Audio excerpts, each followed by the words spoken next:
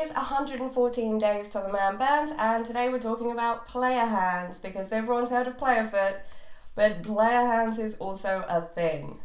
And a lot more people suffer from Playa hands than Playa foot. It's just that Playa foot is a lot more dramatic. So Playa hands it's basically where your hands get so dry from all that contact with dust and all the touching things and smushing that dust in that they get really, really dry.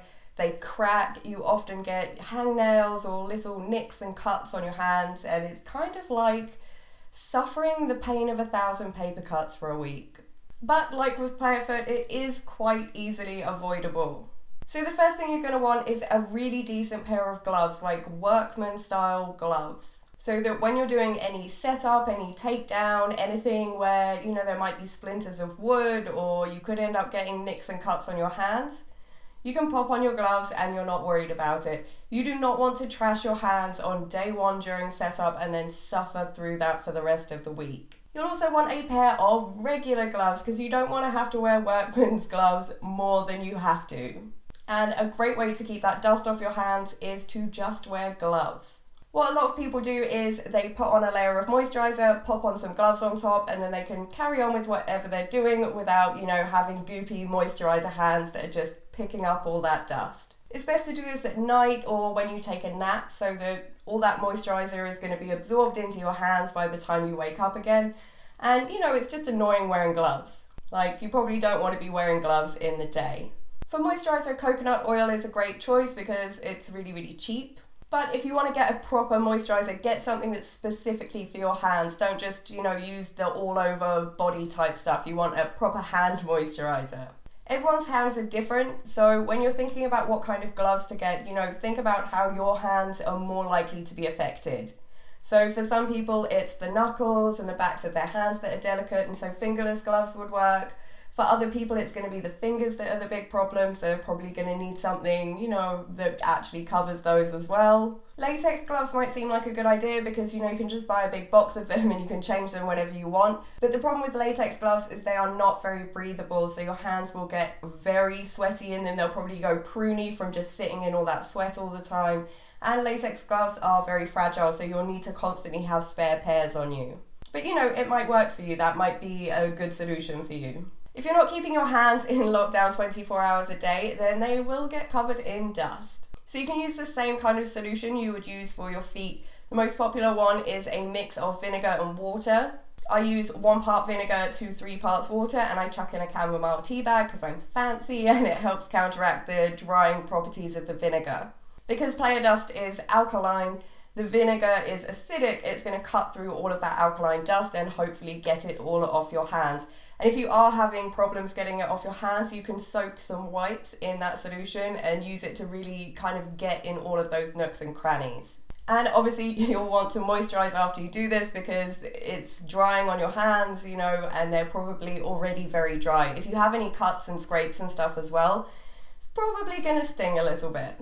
The biggest problem with cuts and scrapes at Burning Man, especially on your hands, is that they're going to be getting full of dust all the time, and that can be painful. It can cause infections. It can just cause the wounds to really take a long, long time to heal. And, above anything else, it's just annoying because everything you touch, you feel those cuts and scrapes stinging you. So you'll want to make sure you have stuff in your medical kit to deal with that. So something to clean them with, like iodine, and some small plasters that you can put over anything.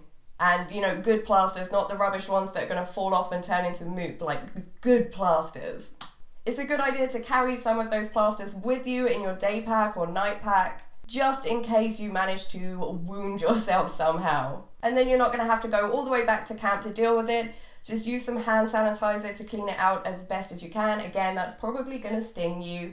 And pop a plaster over it until you get back to camp and you can kind of deal with it and clean it out properly. You really want to deal with any cuts, scrapes, wounds as soon as you get them. You don't want to leave them exposed to that Playa dust for really any period of time. Otherwise, it's going to be a nightmare to clean out that wound. It's going to be much, much more painful, and you're increasing the chances of that wound being an annoyance for you. Cuticles are another big problem. The dust just makes them dry up and crack, and they're, again, very painful. And there's 2 popular products for protecting your cuticles.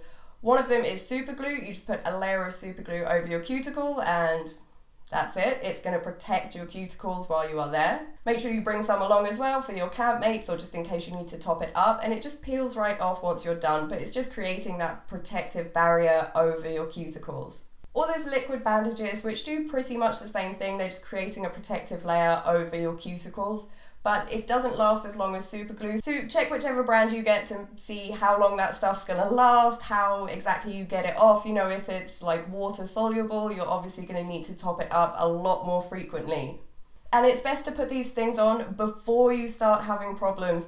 There's no point in waiting until you're already in pain and then dealing with it. You know, just pop it on before anything starts happening. Hangnails are another problem that a lot of people get, and hangnails are really painful. You know, sometimes you get one, you're like, maybe I can just like pull it off, and you end up like ripping half your finger skin off. No one wants that. Don't pull it. Whatever you do, don't pull it. Just giving yourself an open wound, and a really painful one. If you get a hangnail, the best thing to do is take a pair of scissors and just cut it off as close as you can so it's not catching on anything. And if it does still catch on things, wrap it up in a plaster. Because really that's when it hurts the most, is when you keep catching it on stuff or it keeps catching on your clothes, and it's just, oh. If you have long nails, you might want to cut them off before Burning Man, because there's a lot of opportunity for you to break your nail, and it's not about the whole like, oh, I broke a nail thing. It's painful. It hurts to break your nail. You rarely break a nail, you know, up at the end. You break it down where it hurts. So if you have short nails, there's much less chance of that happening. But don't go so short that you're like exposing the quick, because that's going to be painful as well, especially if you have long nails most of the time. But you know, just cut them to a short, the businessman length. I don't know if that's a real thing. Just next time you're on public transport, look for a man in a suit and check out his nails, and probably that's the length you want to go for. If you love your nails too much to cut them off, then I would suggest getting gels put on them before Burning Man. It's just going to make them like super strong, like adamantium nails that hopefully won't break. If you are going to get gels, I would go for quite an opaque coverage for the colour, because it's going to hide all of the dirt that's just going to collect under those huge talons. I mean, obviously you can get that out with good cleaning, but you'll probably find that, you know, 20 minutes into your day, they're just like full of dirt. So, you know, I have no idea why this happens, but for some reason, when you put your hands in the cooler and take them out, like 10 minutes later, they're going to feel bad. It's like it amplifies whatever is hurting on your hands, it amplifies it. So try and avoid like dunking your hands in the cooler and swishing them around looking for stuff, even though I know it kind of feels good at the time because, you know, it's cold. And make it a game, like, can I get something out of the cooler with like the least water to skin contact possible, like just like 2 fingers to lift it out. Aloe vera is another great thing you can pop on your hands if they're feeling a bit sad, because it has some magical healing type properties, and if you keep it in a cooler, it's really nice because then it's like a cool, soothing rub. And talking about rubbing, hand massages with tons of moisturizer or coconut oil or something, they are a dream. So if you have someone in your camp that is willing to give you a nice hand moisturizing massage, go for it. Amazing. And give them one back in return. The longer your hands are like rubbing around in moisturizer, the better. After Burning Man, that's when you kind of have a chance of returning your hands to their former glory.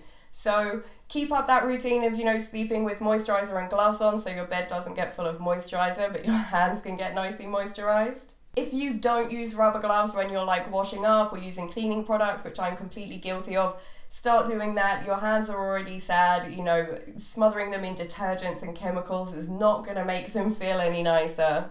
If your nails and your cuticles are just a mess, go and get a manicure. You can get manicures without having like false nails put on. It's just where they, you know, kind of do stuff to your nails to make them look nice. But yeah, just spend a few weeks like really looking after your hands, making sure you're not putting anything harsh on them, moisturizing them a lot, and within a couple of weeks they should be back to their former glory, unless you have cuts on them that got full of Playa dust, and then, you know, expect to be waiting a little while for those to heal. So I hope this was helpful, guys, and if any of the rest of you have any tips or tricks for how to avoid Playa hands, let us know in the comments. And if any of you see me at Burning Man this year, then feel free to come and say hi to me. Bye, guys.